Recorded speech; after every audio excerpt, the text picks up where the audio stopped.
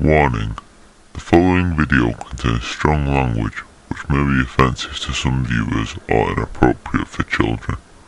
The content within this video is intended for mature audiences only. Yeah, I've been talking about this shit. It started with Ezra Charles, my pound for pound #1 overall.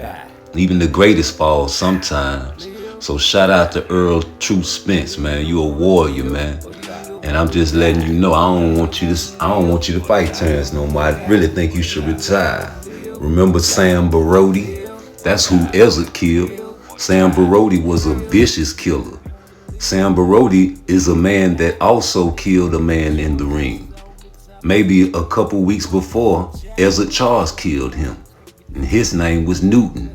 Oh yeah, Glenn Newton, 23 years old, out of Philly, a middleweight, died Saturday at the hospital of injuries.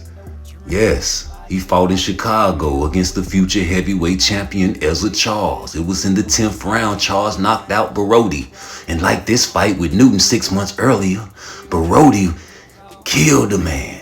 But his family convinced Charles to come back to boxing. Yes, Newton.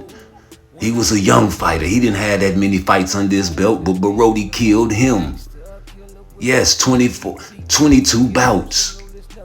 Lost by KO. Sam Barodi, a killer. So we talking about brain damage. These guys don't play boxing. These guys are killers. They don't make them like this no more. So when you want to see Errol back in the ring, why would you? How could you? When you know what happens inside of the ring.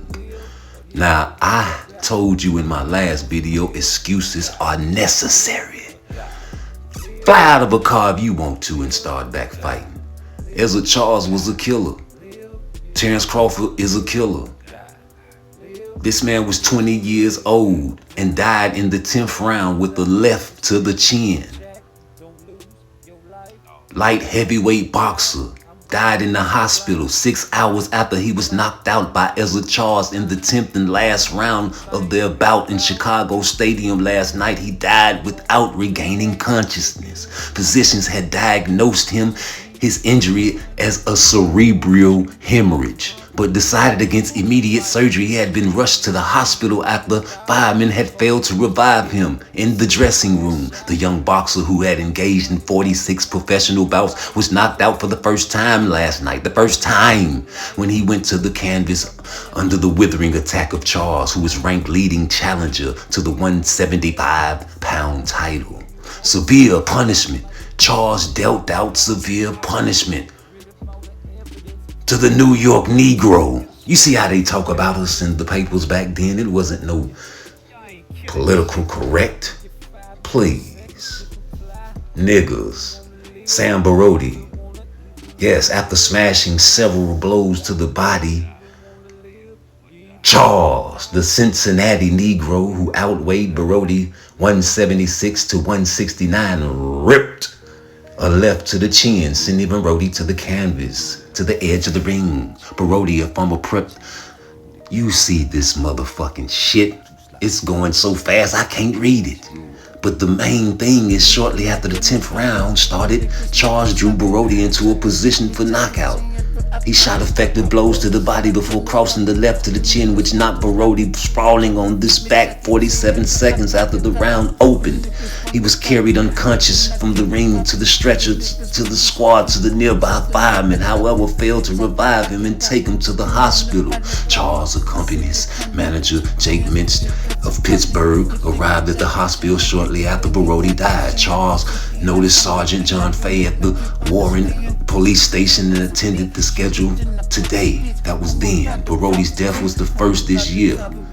Although only last week, the life of Eddie Franklin, a Philadelphia heavyweight, was saved by an operation for removal of a clot in the brain after his knockout by Bill Chicken Thompson. There were 9 recorded deaths in the ring last year.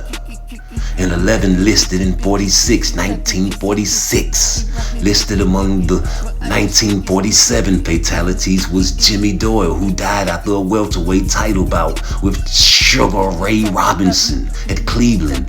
June 26, Doyle was knocked out in the 8th round and died later of head injuries. Other deaths last year.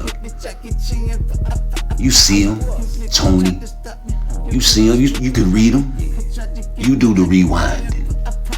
I'm just here to report that boxing is a serious and dangerous sport.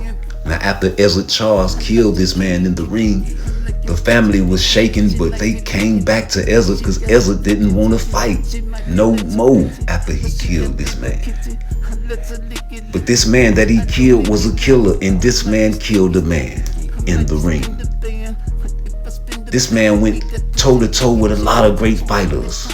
Even though he lost, he went toe-to-toe with Errol, but just succumbed to the skill and the superior nature of his boxing abilities given to him by Hiawatha and many other black trainers that you know nothing about. These were bare-knuckle boxing fighters that were training these guys back then.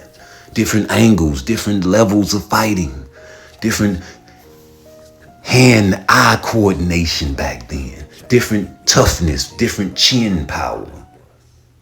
You see the resumes. Resumes do matter. And anybody that say they don't, please. This man went split decision with Roy Miller and Aaron Wade. Split decision? Please, he just was up against a killer named Ezra. He was distraught by this shit, but Barodi's family convinced Charles to continue fighting. And that's when he changed his style and eventually caught ALS. You can't tell me a man that has ALS and changed his style. Not pound for pound, number one. God bless the dead to all those that fell inside the ring. Errol, retire. It's nothing wrong. You're a Hall of Famer. You're a Hall of Famer. Yes, it's true. I've been working hard for this money, so I got to up that fight. Live my life by day by day.